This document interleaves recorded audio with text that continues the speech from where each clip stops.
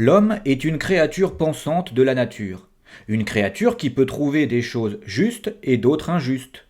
Il peut qualifier un lieu d'enfer et un autre de paradis. Il peut penser son utopie. C'est même le propre de l'espèce humaine, et c'est la raison pour laquelle penser à un idéal de société et tenter de le rejoindre doit être notre raison de vivre. Si l'homme est la seule créature de la nature à pouvoir conceptualiser un enfer et un paradis, c'est parce qu'elle est dotée d'un moi pensant. C'est celui-ci qui est capable de penser à l'utopie et d'entreprendre de la rejoindre. C'est donc le moi pensant que l'homme doit tenter de faire grandir.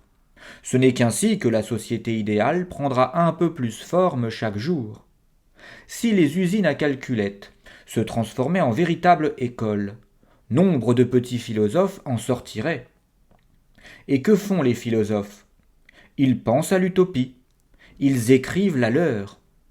Ils peuvent faire tomber tout système avec un outil très puissant, leur cerveau.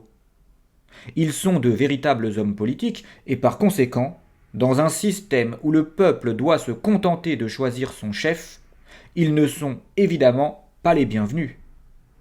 Augmenter le nombre de philosophes dans une telle société, c'est augmenter le nombre de petits Platon, de petits de la Boétie, de petits Rousseau et de petits Orwell.